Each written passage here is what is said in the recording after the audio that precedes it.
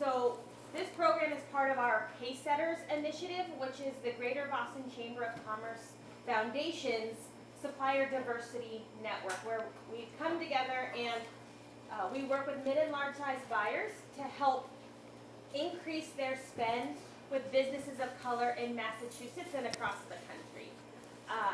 And while we focus on the buy side, we realize that buyers can't procure from diverse vendors if they don't know the diverse vendors that are in the ecosystem. And with that, we created behind the scenes of an MBE last year, of which we have to give a huge thank you to Erika, Grace, and Liberty Mutual for supporting this initiative and really giving a voice to MBEs and hearing their perspective and why there is an advantage to working with diverse businesses. And with that, I'm going to do some quick introductions.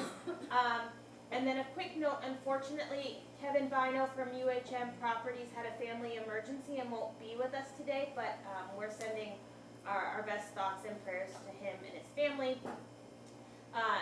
And with that, we're going to do the happier side and introduce today's speakers. I'm going to start with Tracy Skelly, who is the founder and owner of The Little Cocoa Bean, who has graciously hosted us today, created the food. And I want to start by saying, and I know I said this to you earlier, Tracy, this is like the happiest cafe I've ever been in my life.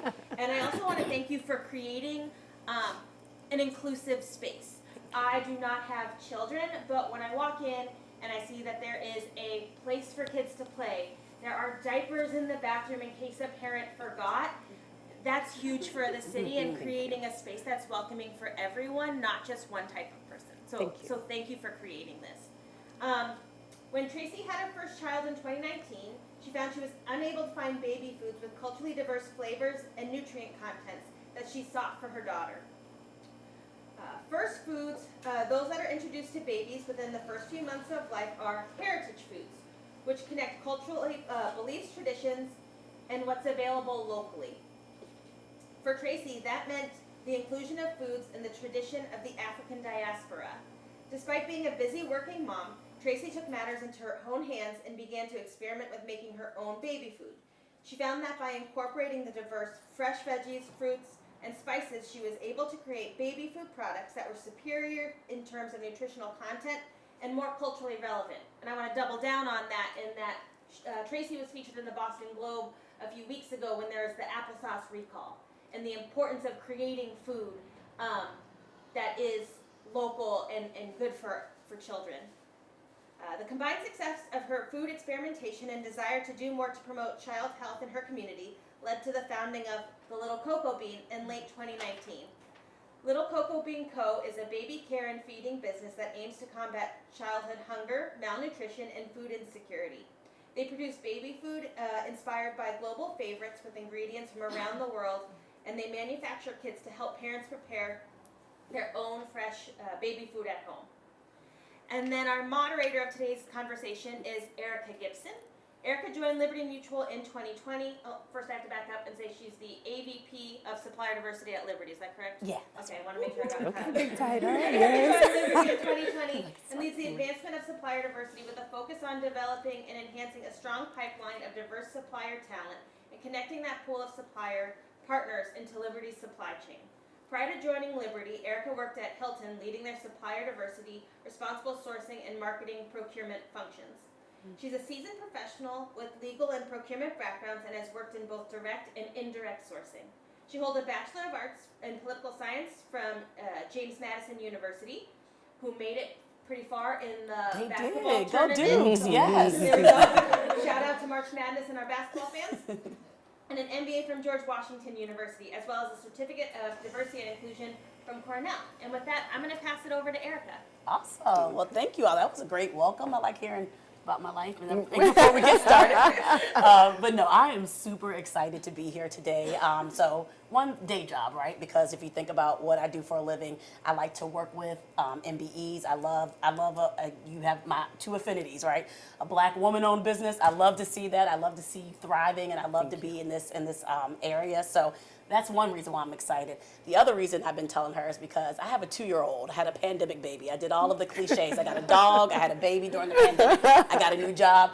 So I'm also like, tell me your secrets. How do you hide the vegetables in the food? But we'll get to that later. But so excited to be here today, and so excited to just see this come to fruition and be a thing, right? Thank you. So congratulations on that. Thank you so Let's much. start with that. So I love, Amber gave us a taste of kind of how you got started, but I'd love for you to walk me through kind of the beginning of the business, the background, and then I know you've gone from like online to like brick and mortar to like, various iterations of it. So tell me what that looked like and kind of how you got to each phase. And this is just for our entrepreneurs too. How did you know to go to each phase? Yeah. Yeah. That's a phenomenal question, or series of questions. But so in 2018, I had my first baby. And I'd always been interested in nutrition. I'd always felt a very deep responsibility to be very involved in my community. So already those two things were important to me. So I had a child, and I got to go out on maternity leave. When she started eating salads for the first time, my instinct, my desire was to give her really fresh and healthy foods. And what I realized later was my thinking about food was a little bit different than what I started to see around me. So when I thought fresh and when I thought healthy, I would grab a papaya, or we would, grab a nice ripe plantain from the store and throw that, on in the pot and then mash it up. Or I would get a chayote, which I don't know if any of you have seen or eaten a chayote before, but it's like this green, small squash. It looks like a fist. Like if you put your two fists together, it's really nutritious, but it has a very mild flavor. And we eat chocho, as they call it, my family's from Panama. Chocho and carrots, for example, would be that would be a first food, and it's not unusual. And so we're making these foods. My mom, my aunt, the family gathered around, because feeding is truly, and we put it on things in here, but it's a love language. Yeah. It's how families express love and care for one another, even when you have very little. Yeah, for sure. It's that feeding, and for those of you that have children or children in your lives that you love, like, there's just something so, it's even hard to describe, like when you feed your child, when your child is hungry and you get to give them the gift of satisfying that hunger, there's just something special about it. Agreed. And so when I realized I had to go back to work, and I realized I would no longer have the kind of time that I needed to prepare these fresh and healthy meals, I felt like I was at a bit of a crossroads. I was starting to realize that, I have a ton of protective factors in place. I have a partner, I have a well-paying job, I have all of these things, and I'm still struggling to feed my child well. How's everybody else doing it if they don't have these things? And so I'm starting to think about that.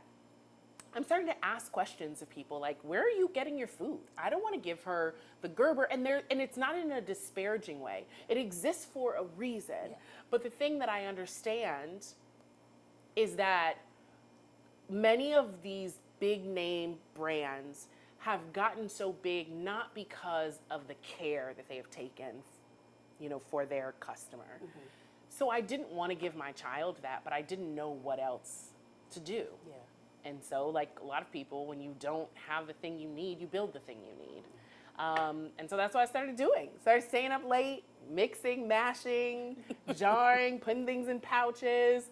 And then I would take my baby around the city, and people would be like, could you just, could I pay you for some extra? I'm like, you don't have to pay me. Like, I've got plenty. I'm my mother's child. This freezer is full. I have plenty to go around. And that was the beginning. That was like the origin story. Wow.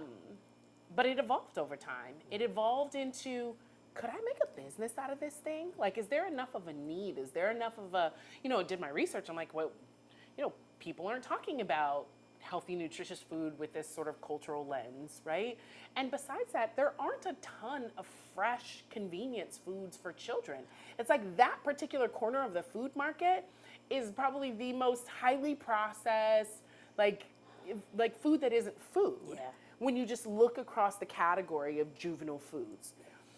And So like when you say that out loud and when you really like sinks in, you start to realize like if we start off these blank canvases, these completely sort of unadulterated little bodies, and we start them off with food that's not good for them. Yeah.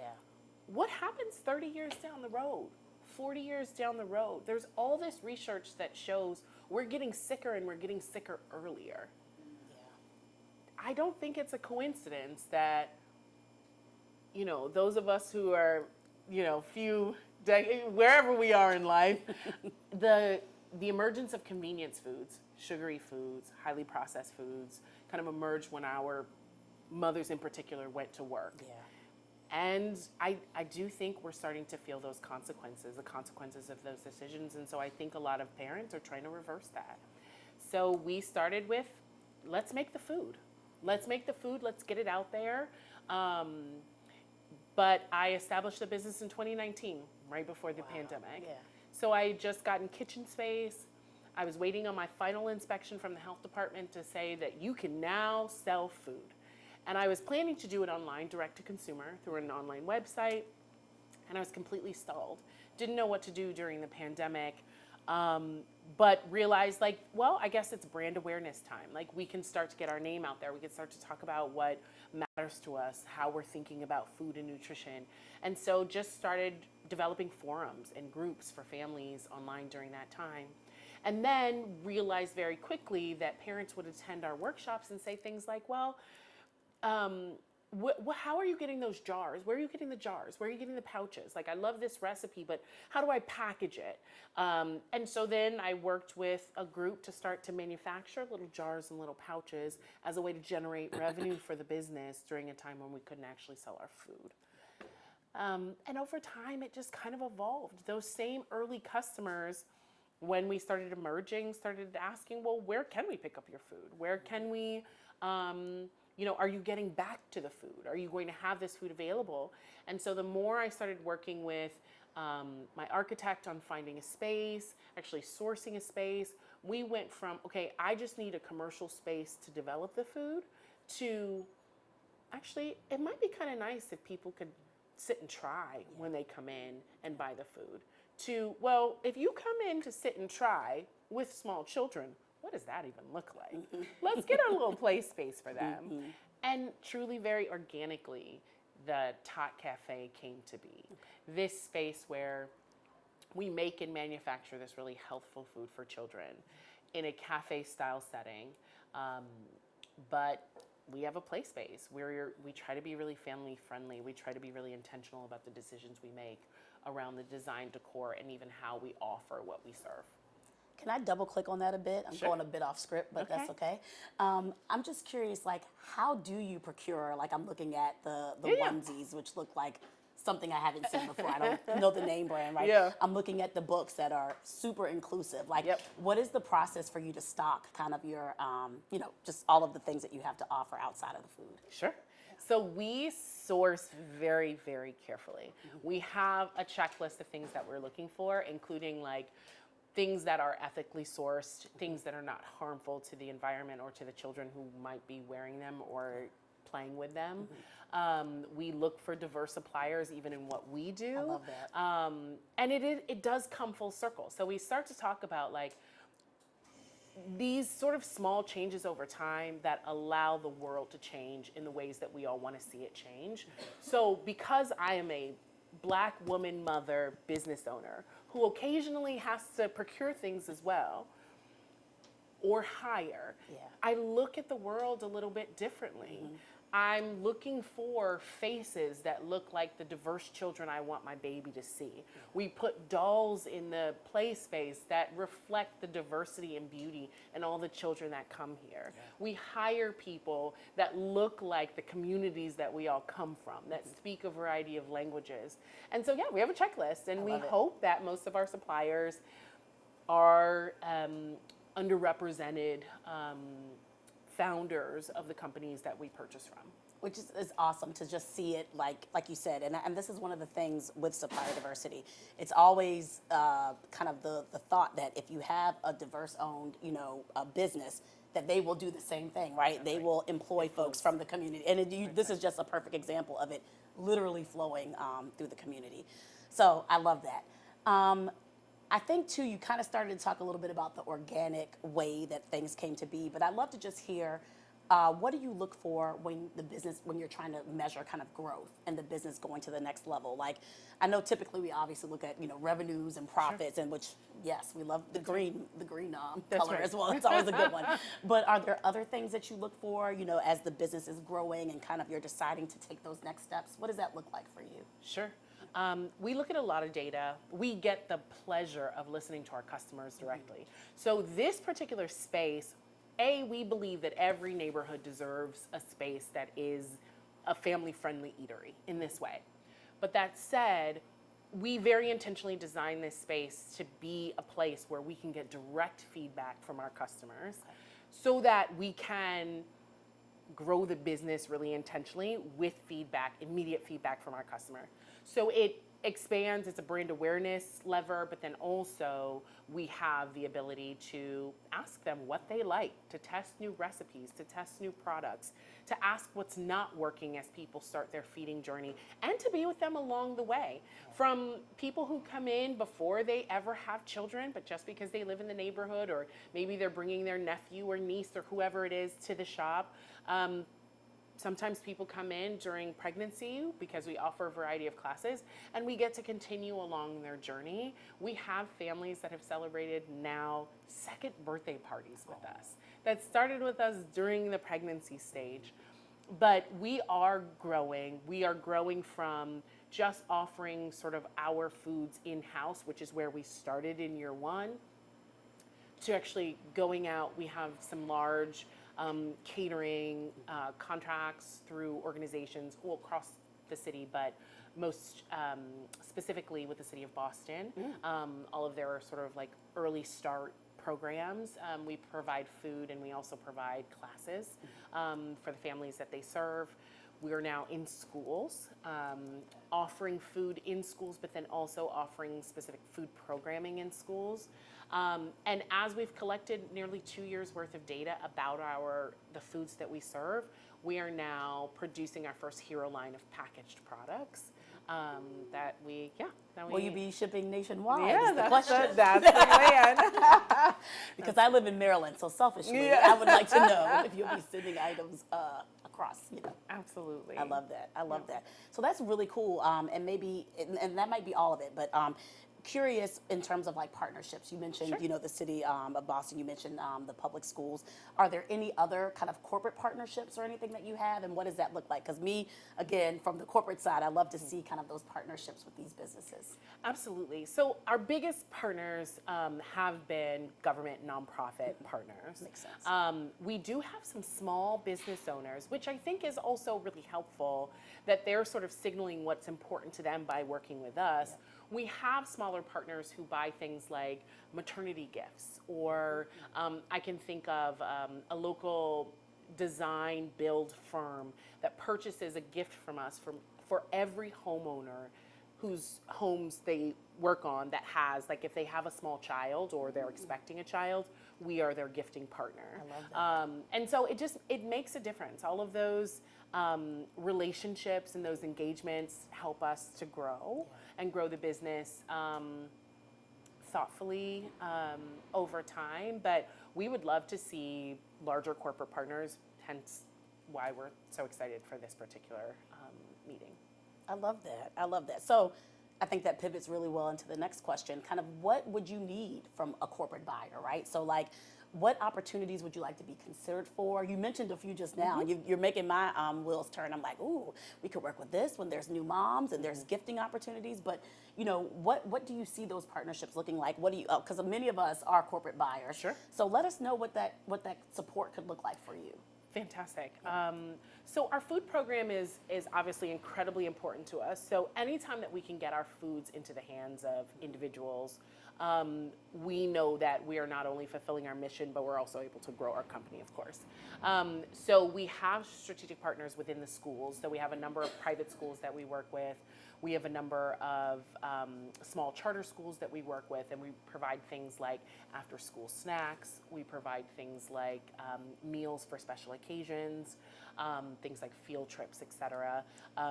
Our partnership through the City of Boston, we do packaged food for moms who are pregnant, so during babies in utero. We make our space available for postpartum classes before baby is actually eating solids for the first time. And then they purchase food for baby's first few months of life once they begin eating solids. What's really nice is we can deliver, and we are delivering currently, especially during that 8-week really vulnerable window after baby is born. We love when people think of us to cater any large events. So we bring whimsy and healthful foods anywhere we go. So, for example, we are catering graduations now that they are happening, and we're doing things like, we have cupcakes, for example, but they're not your average cupcakes. We have a full serving of vegetables that we put into our cupcakes, and they're still delicious, and the kids don't know any better. They see a cupcake, and it's just a really nice opportunity to kind of bond with parents, but then also watch very carefully as the baby consumes their spinach cupcake that they have no idea is full of spinach. But so we like when others find us for our food and our food products, but we have tons of supplies, care supplies that we have carefully purchased, procured, that we can make into giftables for families. That's amazing. I feel like I've kind of run the gamut, but is there anything else that you want to share that you feel like we didn't cover, or anything that you feel like would be helpful for this audience specifically to know, kind of just about you and your business and what you're looking forward to in the future? Sure. So as we think about kind of where we want to grow and go as a company, we would like to see a world in which, for our business, we want people to think about healthy food for children and to think about us sort of synonymous with that, with a thought of healthy food for children. So whenever you're thinking about, okay, what can we feed these kids that engage with us in any way, we would like to be partners in that work. I think we talk to parents all the time about the change. We'll get to a point where we're changing what we see offered to children when we are signaling through how we spend what matters to us. Yeah. So we did talk about during the intros, there have been many recalls over the years of products that children consume. Most recently, it's been the applesauce, but it's been baby food for years. It's been food for years that people are feeding their children, that there's a big scandal annually that talks about there's lead in the food, there are heavy metals in the food, it's actually poisonous. And at the time, everybody gets a little uncomfortable, there are articles, it makes the news, but you also notice over time, nothing changes. Nothing changes because people continue to purchase those products. And so there's no accountability. Yeah. And so I do think it starts with, if you have the ability to procure from suppliers, procuring from suppliers that want to do better and produce better products. And we'll start to see healthier cities, healthier children, healthier adults. And I just think we will live in a better world, a world where people aren't so sick. That's it. We're just trying to do good work in the world, and hope if you have any needs, you'll come find us. I love that. And I just, again, if there are, and I know there are corporate buyers in the room, I just want to, again, double click on what you just said. There are tools out there to ensure that we are, procuring in an ethical and in a responsible way. So at Liberty, we partner with a company called EcoVadis, and what they do is ensure that you're using, sustainable methods in order to procure things. They make sure that you're accounting for the environment, right? Mm-hmm. That you are, there's no human trafficking happening, right? Because we don't want things like that to happen. That you have fair labor laws, that you have have DEI embedded in your process. So we use them as a scorecard to kind of help us just make sure we're not partnering with someone that's a reputational risk to us. So happy to share more with you about that when you get a chance to just chat with you about that.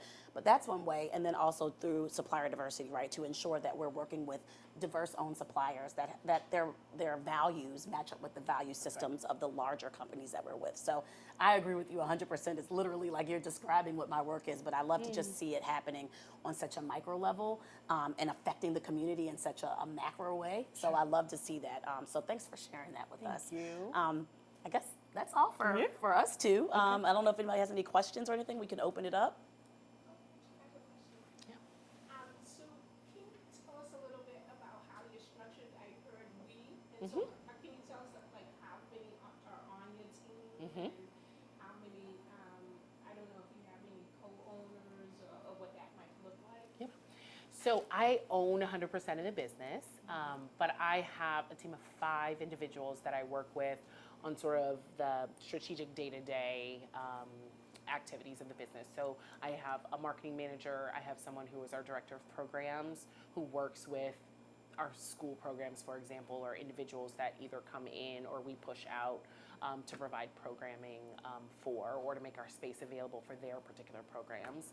I have someone who is doing our educational initiatives. So she actually develops our curricula and then actually like sends it out and ensures that our teachers are all trained. So when we're interacting with students or families, that we're sort of like structuring our nutrition education, that it aligns with like local standards, et cetera. And then one person who manages operations. I'm forgetting somebody. And so that's our sort of like centralized team. And then we have our retail associates, I think as we would call them. So they either work directly in the cafe with customers, or if we have a large catering order or food order, they would work behind the scenes in the kitchen just to prepare those orders. Great, thank you. And I will tell you, 100% of our employees are local Boston residents. They're all women. It just happened to all be women. 50% of our employees are moms, and 100% are women of color. Any other questions? Oh, there we go. Yeah. Do you have plans for growth, plans for replicating this? Ideally.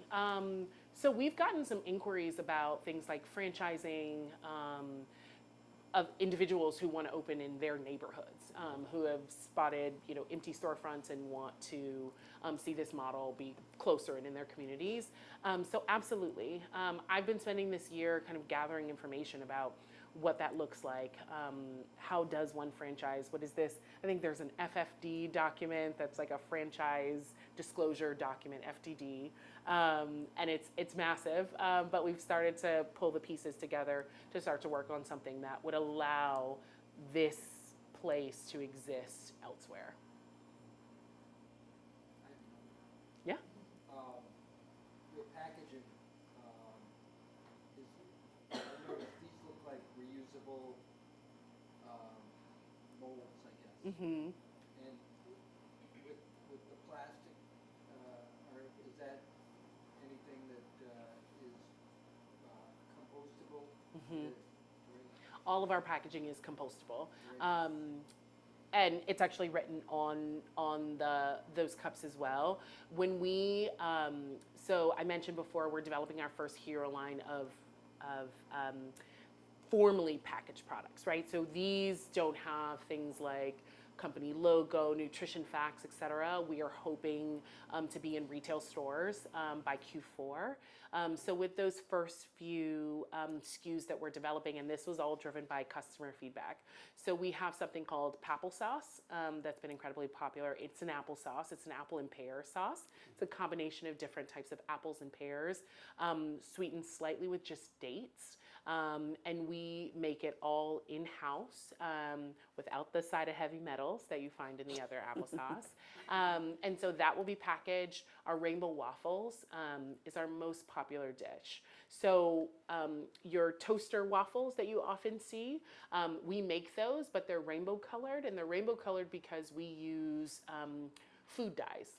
And the food dyes are just the dehydrated food. So for example, beets would be in our beets and dragon fruit. So we will be packaging those formally to make available for retail. So that's another area we're growing in, but we're super focused on sustainable packaging in any way. So even with those products, we're trying to find sustainable options. Quick question. First, great what you're doing. I don't have any children myself, but my niece and my nephew are visiting this weekend, so this is super interesting. So I'm just in the strategic communications and PR space. I'm very intrigued about, I obviously see the opportunity for marketing, and that makes a lot of sense, especially for consumers, but I also think this is very unique work and something that you're doing that's very different, particularly in the region. So I wanted to hear about any opportunities and challenges, particularly kind of in the thought leadership space beyond just marketing, but really kind of positioning yourself kind of as a leader in this area, and kind of what has been some of those, again, challenges and opportunities. I'm very intrigued. And Yeah, I think so there are two things that I think are very real constraints. Being a solopreneur is challenging. Every area of the business needs me, and that makes it difficult for things like focusing on, PR or strategic marketing exercises. We have gotten a ton of organic press, and I am beyond grateful for that, because I've seen with every single one of those moments, we've been able to grow the business. And maybe this is naive, but I am convinced that businesses that are interested in doing the right things can be competitive, but it requires an ecosystem where other people are willing to support that. Yeah. And so I don't have the resources for marketing, sometimes not even the time for marketing, but there are individuals within the world of PR media that have found us because they found out what we do, what we believe in, and have created those opportunities for us. awesome. Yeah. Thank you for that, Luciano. Of course.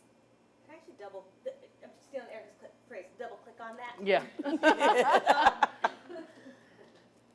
If you think about kind of like the organic media you've gotten, I think part of that is because you are so well networked. Thank you. Can you talk about the importance of the network you're in, whether that be, like kind of starting with Commonwealth Kitchen and how they've supported you and then That's growth there, or even, how have you sustained this network to be able to grow by word of mouth as opposed to a dedicated paid campaign? Sure. It's such a good question, because it has also been like growing thoughtfully and steadily has been strategic, in that I believe that if you do things well, and if you treat people well, you have a high quality product, and you show up consistently, that you will grow. And so what we're finding is that our customers share with their customers, people in our network share with their networks, our suppliers share with people they work with. And so what we're seeing is this slow and steady growth. And when I'm in the cafe, I ask every single person who comes in the door how they heard about us. And I would say 8 out of 10 times, it's through someone else that has visited, or someone that they know or trust that has told them about this place. But networking is so important. It's important in any city, but it's especially important in Boston because it's a small city. It's a very small business ecosystem, and I think you're kind of one person away from that other person that's going to create a massive opportunity for your business. And so I think just continuing to engage with business communities like with the chamber, it has helped us to meet individuals that are aligned in terms of like the value systems, what they're looking for, and then also strategically the people that are looking for to source products that we provide. Yeah. Yeah. I see one back there. Yep. Hi. Yeah. Thank you so much. This has been great. And I arrived late, so if you already spoke to this, don't feel the need to answer. But my question is about kind of what you were doing before this and how you transitioned into being able to do this full time. Yeah. Something that, as an entrepreneur myself, I'm like struggling. The reason why I was late because I had a meeting for my actual full time job, but want to be devoting more time to my business. So like, what was that journey like for you, and what sorts of opportunities were you able to take advantage of too? That's a great question. Yeah, it's such a good question because I would say my career journey hasn't been linear. I have taken opportunities that I have felt like have been beneficial in terms of learning and professional growth over what may have just seemed like the right next step in one's like I'm in this role and now my next role should be just like a level above that. Sometimes it's been like, actually, I'm in a detour here because of something that I did very early on in my career was a gap analysis. So where are you right now in your career and what skills do you currently have?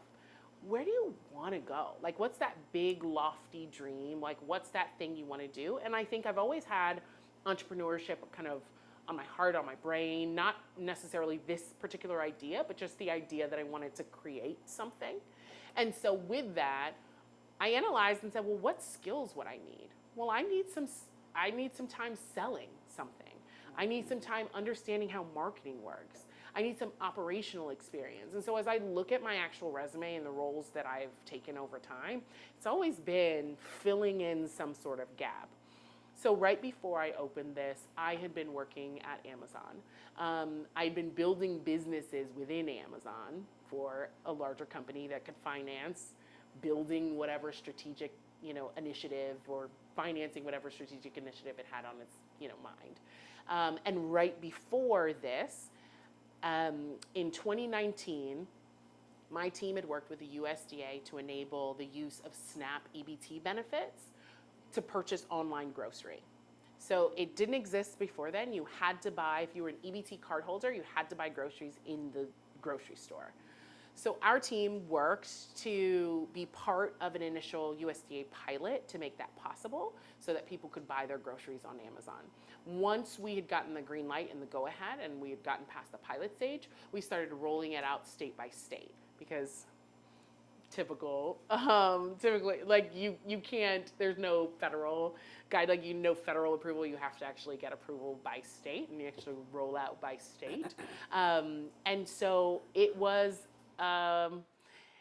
we had to talk to local policymakers and we had to think about food and nutrition. And again, it just felt like the right time to kind of learn more things that could help me to be a successful business owner. But I juggled both for solid 2 years, so I know exactly what you're kind of struggling with.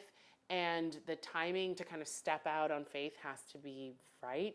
Those 2 years I spent, squirreling away some of my, paycheck with my husband, making these decisions, just learning as much as I could learn, raising my hand to be the person to do the project, to do the thing, because I knew at some point I might need to know how to do that thing. So good luck. It's hard. It's not easy to do. Had a surprise baby along the way, so Surprise it's babies. so it made it a little more challenging. But if you love what you're doing and you love what you're building and creating, then it's somehow the time and the opportunities just seem to work out. Did you have one, Grace? Oh yeah, I just wanted to ask selfishly, I come from a family, I'm a caretaker to a 4-year-old with autism. How do you incorporate that in your business? Like, do you have hours for neurodiverse children and their allergies? Because specifically with autism, they have a lot of allergies. Sure. So a little bit of both.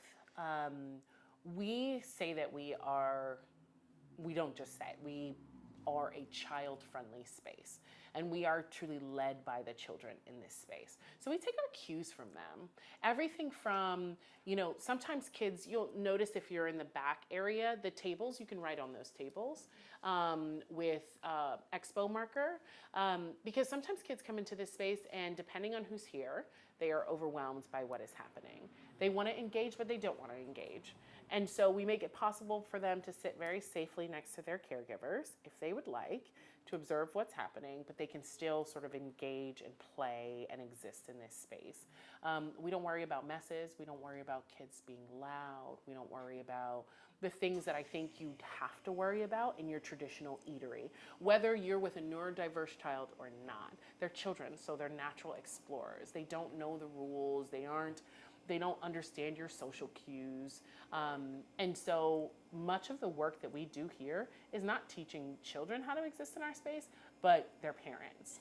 I just let go for a minute. Like, your kid is fine. We're not judging you.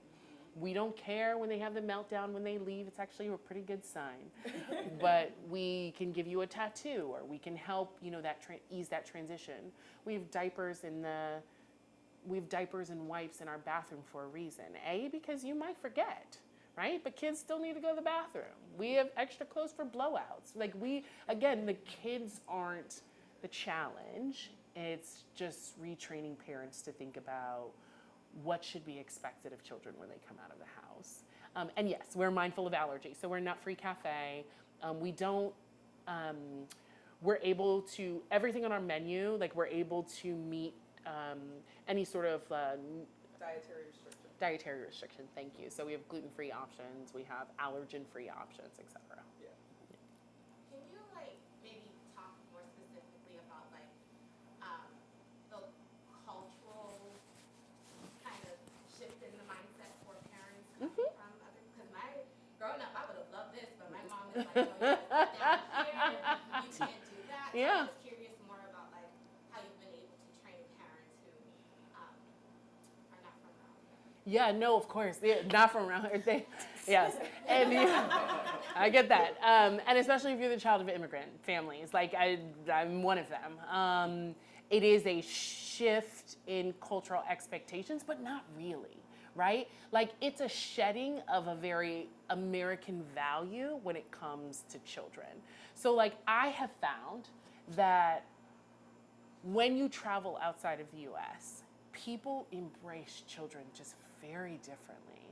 They are like gems in communities, the seniors and the children, right? The seniors hold all of the kind of diamonds for the family. That's your history. That's your ancestry exists with the seniors in your community, so you treat them well. The children are the future. We have no family future without those children. So yes, we're teaching them to be respectful and we're teaching them to be safe, but people look at children in childhood and exploration and learning a little differently.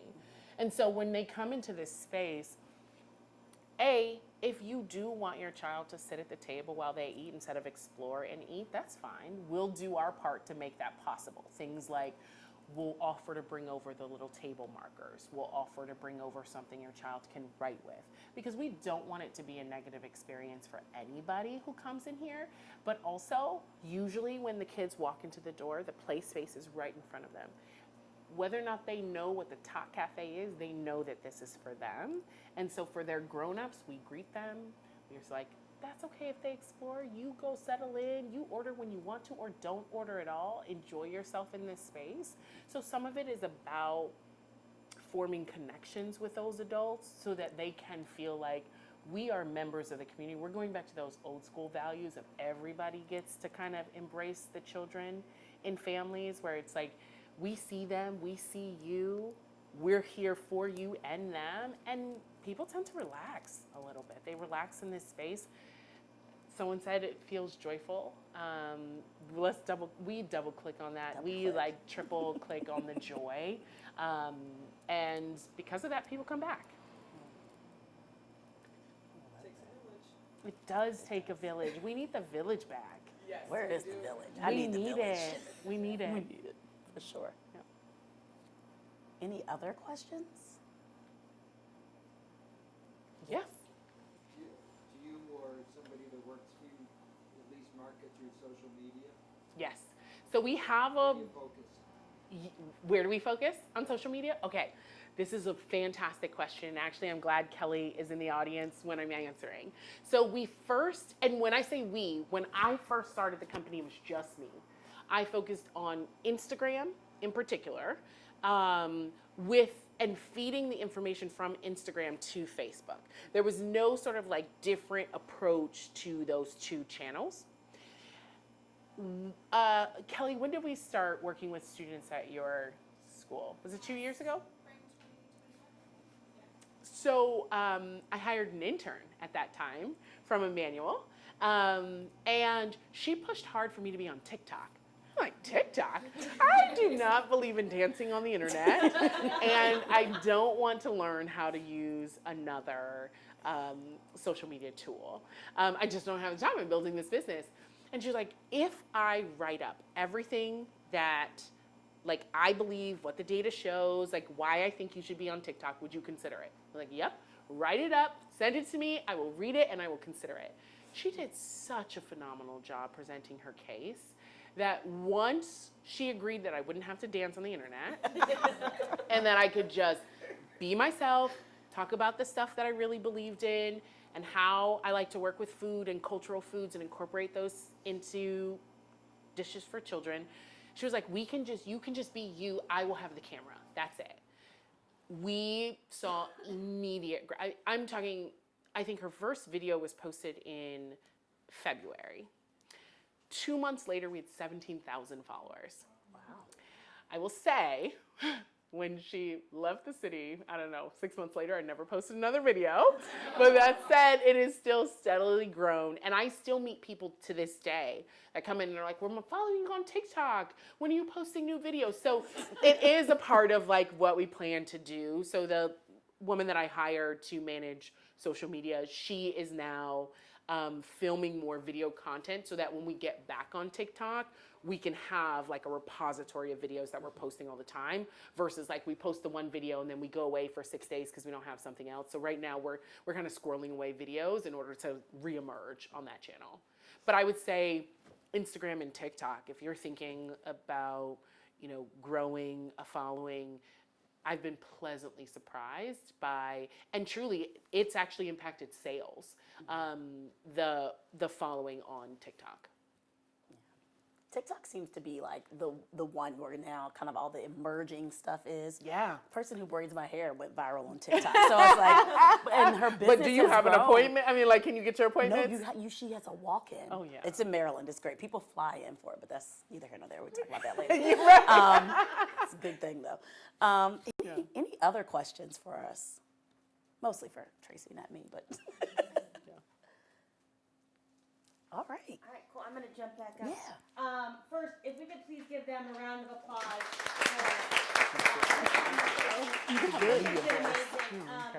Again, huge thank you to Erika, Grace, and Liberty Mutual for allowing this program to exist, and for Tracy for letting us be here in the Top Cafe, for sharing your story. And then Thank you.